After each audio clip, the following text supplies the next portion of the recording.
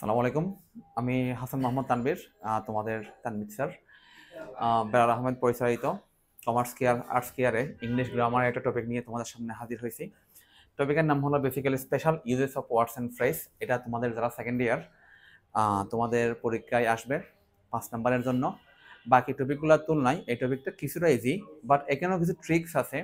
পরীক্ষায় তোমাকে যে কোনো জায়গায় স্যার আটকাতে পারে। এখন এই ধরনের বিষয়গুলো তোমাকে অবশ্যই জানা রাখতে হবে। এটা কিছুটা ইজি বলে এটাকে অবহেলা করা যাবে না। কিছু কিছু ট্রিক্স আছে, মানে ট্রিক আছে, এই ট্রিকগুলো যদি তুমি অ্যাপ্লাই না করো সেক্ষেত্রে তোমার আনসার ভুল হওয়ার একটা পসিবিলিটি থাকবে।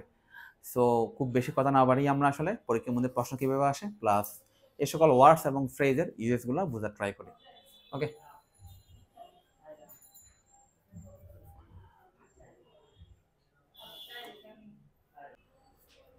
এবার আসি উড্রেদার। ওকে, উড্রেদার শব্দের বাংলা অর্থ হলো বরং। এই যে বরং। তাহলে আমরা যখন দুইটা বিষয়ের মধ্যে কম্পেয়ার করি তখন সেক্ষেত্রে আসলে আমরা উড্রেদার ইউজ করতে পারি। আমরা এক্সাম্পল দেখি। আচ্ছা, একটা শর্টকাট বলে দিই আগে। উড্রেদার যুক্ত সেন্টেন্সে দেন থাকে, THAN, দেন।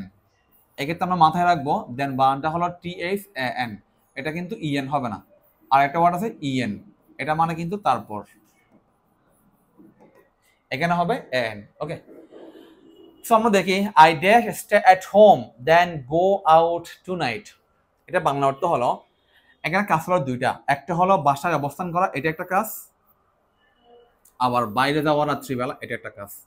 আমি যে কাজটাকে প্রাধান্য দিই সেই কাজটা আগে বসবে, আর যে কাজটাকে প্রাধান্য কম দিই সেই কাজটা কিন্তু দেনের পরে গিয়ে বসবে। ওকে, তাহলে এখানে আনসার কি হবে? I would rather stay at home, আমি বাসায় অবস্থান করব, then go out tonight, রাত্রিবেলা বাইরে যাওয়ার চেয়ে। আরেকটা বিষয় মোস্ট ইম্পর্টেন্ট, খেয়াল করো, উড রেদার যেহেতু মনোল অক্সিলারি, এরপর বারবার বেস ফ্রম, ঠিক সেম ভাবে দেনের পরও কি হয়েছে বারবার বেস ফ্রম। এখানে আইএনজি টু কোনো কিছু ইউজ করা যাবে না, সেম ফর্মেটে বসবে। আর উড রেদার সেন্টেন্সে কে বসবে? দেন বসবে। ব্যতিক্রম নিয়মও আছে, একটু পর দেখাচ্ছি। এরপর ওটা খেয়াল করি, I dash take an auto bike then go out to college on foot.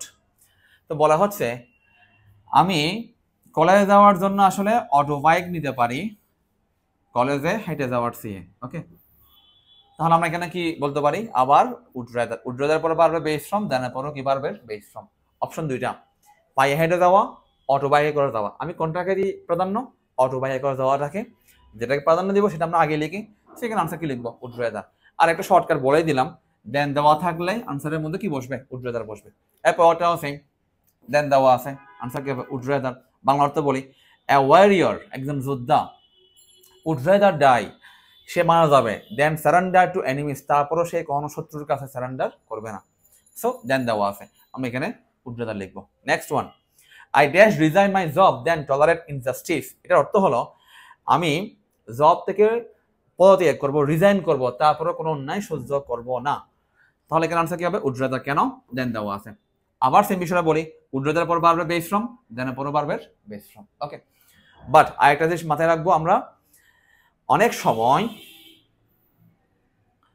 Subject ভিন্ন হলেও কিন্তু উড রেদার হতে পারে, তবে সেক্ষেত্রে আপনার পাস্ট টেন্স হবে। আই রিপিট, এখানে দেখো I would rather you went home now, এখন বলা হচ্ছে আমি বরং চাই যে তুমি এখন বাসায় যাও। ঠিক আছে, তাহলে এতক্ষণ ধরে যা বলছে এখানে আসলে সাবজেক্ট ছিল কয়টা? একটা।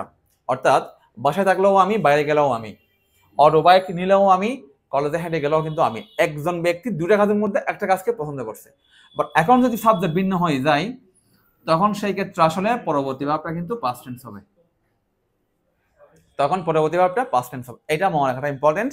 অ্যাডমিশন টেস্টে এই ক্রিটিক্যাল টপিকগুলো প্রায় সময় আসে। এরপরটাও same, I would rather you didn't, এখানে সাবজেক্ট ভিন্ন, পরবর্তী ভাবটা পাস্ট টেন্স। ওকে, এই হলো উড রেদারের ব্যবহার। সো শর্টকাটে যদি বলি, দেন থাকলে আমরা উড রেদার লিখব। Next, what if. What if শব্দের অর্থ হলো কি হবে যদি, কেমন হবে যদি, এতটুকু মনে রাখলে হবে। কি ঘটবে যদি, কেমন হবে যদি, এটসেট্রা। ঠিক আছে, সো কোন সেন্টেন্সের লাস্টে যদি কোয়েশ্চেন মার্ক থাকে আমরা অবশ্যই হোয়াট ইফ দিয়ে স্টার্ট করতে পারি। আমরা একটু দেখি, she fails in the exam, তো আমরা আনসার লিখতে পারি হোয়াট ইফ কি হবে যদি সে পরীক্ষায় ফেল করে? You are in a bike and meet a serious accident, what if? কি হবে যদি তুমি বাইকে থাকো এবং একটা সিরিয়াস অ্যাক্সিডেন্ট করো? What if the train is late? কি হবে যদি ট্রেনটা দেরি করে? What if we turn this land into a mango orchard? কি হবে যদি আমরা পুরো দেশটাকে, এই ল্যান্ডটাকে একটা আম বাগান বানিয়ে ফেলি? সো ওভারঅল বিষয়টা হচ্ছে আমরা হোয়াট ইফ মানে কি মনে রাখবো, হোয়াট মানে কি আর ইফ মানে যদি। সেটা পুরো মিনিং হবে কি হবে যদি, কেমন হবে যদি, এই টাইপের অর্থ প্রদান করবে। Next, let alone. Let alone শব্দের অর্থ হলো চিন্তাই করা যায় না, ভাবাই যায় না। যে লেখা আছে চিন্তাই করা যায় না, ভাবাই যায় না। ওকে, সাপোজ কোন একটা বাংলাদেশি মানুষ সে বাংলা পত্রিকায় পড়তে পারে না, সে ইংরেজি পড়বে, সেটা তো চিন্তাই করা যায় না, সেটা তো ভাবাই যায় না। যে মানুষটা বাংলা পত্রিকায় পড়তে পারে না সে ইংরেজি পত্রিকায় পড়বে, এটা চিন্তাই করা যায় না, ভাবাই যায় না। এই যে চিন্তাই করা যায় না বা ভাবাই যায় না, সেক্ষেত্রে আমরা কি ইউজ করবো? Let alone. ওকে, তাহলে আমরা এক্সাম্পল দেখি। He can not read Bangla newspaper, সে বাংলা পত্রিকায় পড়তে পারে না, লেট অ্যালোন ইংলিশ। অর্থাৎ প্রথমত সম্ভব নয়, এই পরেরটা আরো বেশি সম্ভব। আরো দেখি, my baby girl can not say daddy, আমার ছোট্ট মেয়েটা ড্যাডি বলতে পারে না, লেট অ্যালোন টক। যে ড্যাডি মাম্মি এটাই বলতে পারে না, সে কি কথা বলতে পারবে? নো। এই কথা মানে প্রথমটা এখন পর্যন্ত পসিবল হয় নাই, পরটা তো পসিবল নাই, এই অসম্ভব। Next, he can not teach in high school, সে হাই স্কুলেই পড়াতে পারে না, তাহলে সে যদি ইউনিভার্সিটিতে পড়াবে তো চিন্তাই করা যায় না, ভাবাই যায় না। তাহলে আনসার কি হবে? Let alone. He can not afford a bus ticket, সে একটা বাস টিকেটে এফোর্ড করতে পারে না, সে বিমানের টিকিট এফোর্ড করবে, এটা চিন্তাই করা যায় না, ভাবাই যায় না। তাহলে আনসার কি হবে? Let alone. সো চিন্তাই করা যায় না, ভাবাই যায় না, এই অর্থে আমরা লেট অ্যালোন ইউজ করতে পারি। সো সেই ক্ষেত্রে আগে একটা পসিবল না, পরটা আরো বেশি পরিমাণে ইম্পসিবল। আরো এক্সাম্পল দেখি, he can not tell my name, যে মানুষটা আমার নামই বলতে পারে না, সে কি আমার অ্যাড্রেস বলতে পারবে? নো। সেই ক্ষেত্রে আমরা আনসার বলতে পারি লেট অ্যালোন মাই অ্যাড্রেস। এরপরটা খেয়াল করি, he can not walk a mile, সে 1 মাইলে হাঁটতে পারে না, লেট অ্যালোন 10 মাইল, সে 10 মাইল হাঁটবে, এটা চিন্তাই করা যায় না, এটা ভাবাই যায় না। সো লেট অ্যালোন শব্দের অর্থ আমরা কি পাইছি? চিন্তাই করা যায় না, ভাবাই যায় না। আর লেট অ্যালোনের পরে বেসিক্যালি আগে পরে সবসময় সেম ধরনের এলিমেন্ট বসে, মানে আগে নাউন পরে নাউন, আগে বার পরে বার, এভাবে বসে মূলত। সো আগেরটা অসম্ভব, পরটার বেশি পরিমাণ অসম্ভব, এই অর্থে আমরা লেট অ্যালোন ইউজ করি। ওকে, অ্যাজ ইফ এবং as though most most most important. এই যে অ্যাজ ইফ অ্যাজ দো এই টপিকটা শুধুমাত্র special uses of words and ফ্রেজের জন্যই নয়, একই সাথে তোমাদের যে কমপ্লিটিং সেন্টেন্স টপিকটা আছে এটার জন্য ইম্পর্টেন্ট, তোমাদের রাইট ফ্রম ভার্ব আছে এটার জন্য ইম্পর্টেন্ট, অ্যাডমিশন ইংলিশে যে আসলে গ্রামার থেকে প্রশ্ন হয়, প্রায় সময় এখান থেকে পরীক্ষায় প্রশ্ন আসে অ্যাজ ইফ অ্যাজ দো থেকে। সো এটা মোস্ট ইম্পর্টেন্ট। আসো, অ্যাজ ইফ শব্দের বাংলা অর্থ কি? যেন। এটা দিয়ে আসলে অবাস্তব কোনো কিছুকে মিন করা হয়। কিভাবে? একটা এক্সাম্পল দিই। আমরা প্রায় সময় বলে থাকি মেয়েটি হাসে যেন তার হাসিতে মুক্তা ঝরে। আসলে কি কোনো মেয়ে হাসলে তার হাসি থেকে মুক্তা ঝরে? না, এটা একটা অবাস্তব কথাবার্তা। ওকে, আরেকটা বলি, সে অভিনয় করে যেন সে জায়েদ খান। আসলে সে কি Zayed Khan?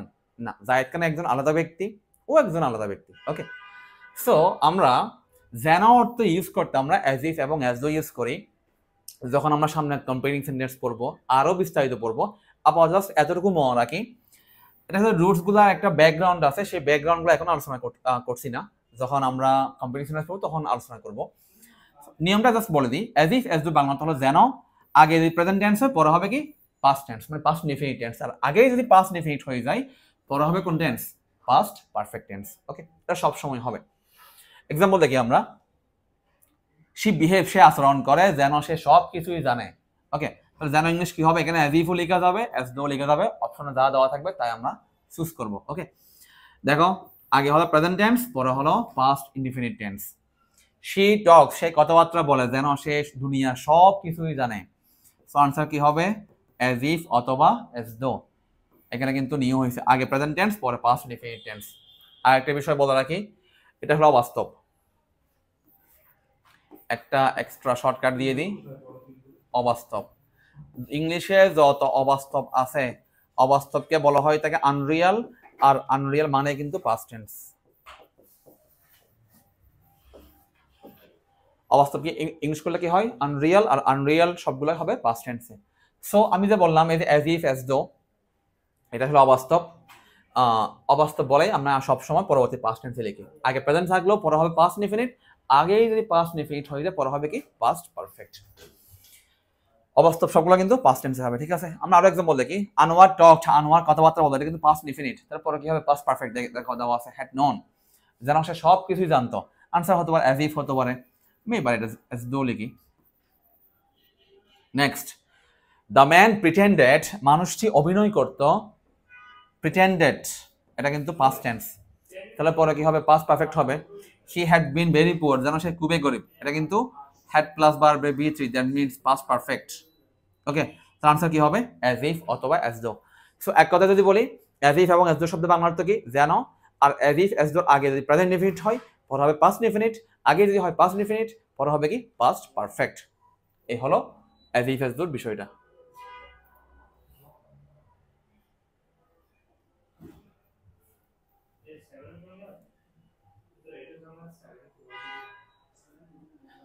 Next one, what does look like, what's it like এবং হোয়াটস লাইক এগুলোর ব্যবহার দেখি। What does look like, look like মানে বেসিক্যালি আসলে দেখতে কেমন।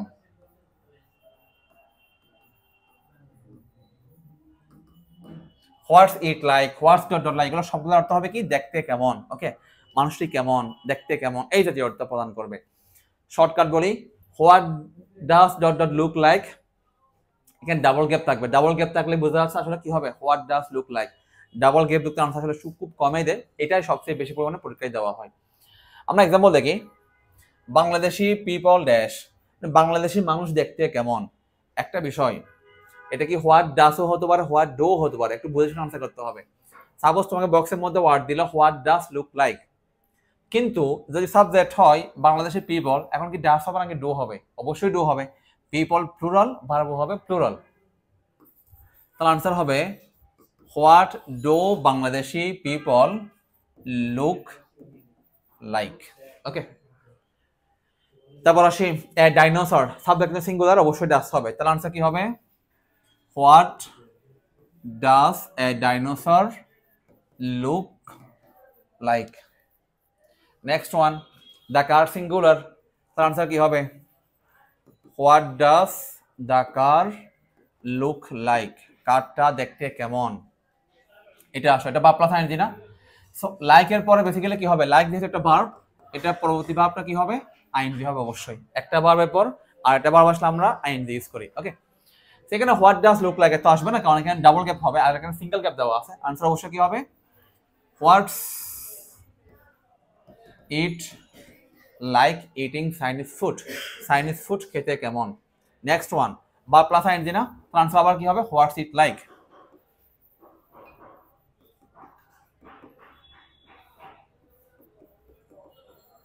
What's it like watching a horror film at midnight, মধ্যরাত্রিতে একটা মানে ভূতের হরর ফিল্ম দেখাটা আসলে কেমন। Last one, what's the weather like today, এখানে হোয়াটস ডট ডট লাইক বসছে, আজকের আবহাওয়াটা আসলে কেমন। সো ডাবল গেপ থাকলে আমরা what does dot dot look like use করবো, আবার বেসিক্যালি ভার্বের পরে আইএনজি থাকে আমরা হোয়াটস ইট লাইক ইউজ করবো, কারণ লাইক একটা ভার্ব, পরবর্তী ভার্বটা অবশ্যই কি হবে আইএনজি হবে। সো তোমরা এই বিষয়টা একটু কাইন্ডলি পড়ে নিতে পারো, মূল বিষয়টা আমার বলা ইতিমধ্যে শেষ।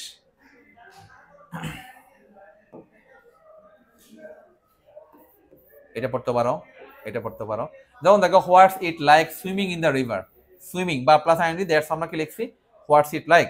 হোয়াটস it like visiting this place in the coming summer vacation, কোন একটা প্লেসের সামনের যে গ্রীষ্মের ভ্যাকেশন আসতেছে ওখানে আসলে ভিজিট করা কেমন হবে, তাহলে হোয়াটস ইট লাইক বা প্লাস আইএনজি দেওয়া আছে, এজন্য আমি হোয়াটস ইট লাইক ইউজ করছি। এরপরটা দেখি, আচ্ছা এটা একটু করে মোস্ট ইম্পর্টেন্ট, এটা একটু করে খেয়াল করবো, আমরা কারো কোনো কিছু ইচ্ছা করছে বোঝাতে আমরা সেক্ষেত্রে ফিল লাইক ইউজ করবো, ঠিক আছে। ইচ্ছা হওয়া অর্থে আমরা ফিল লাইক ইউজ করি। ওকে, আমরা বলতে পারি আই ফিল লাইক স্ল্যাপিং হিম, আমার ইচ্ছা আছে তাকে থাপড়াই, স্ল্যাপ মানে কি থাপড়ানো। ওকে, এখানে বলা হচ্ছে আই এম ভেরি টায়ার্ড, আমি খুবই ক্লান্ত, I don't feel like going out this evening. Suppose অনেক 10 ঘন্টা 12 ঘন্টা, কেউ জব থেকে আসার পর অথবা ক্লাস শেষ করার পর বাসায় যাওয়ার পর তার মনে হচ্ছে আসলে সে আর বাইরে যাবে না, সে খুবই টায়ার্ড, সে আসলে বাসার মধ্যেই থাকবে, বাইরে যাবে না। এক্ষেত্রে ওয়াটা ইউজ করা হয়েছে, আমি খুবই tired, I don't feel like going out this evening, এই সন্ধ্যায় আর বাইরে যেতে ইচ্ছা করছে না।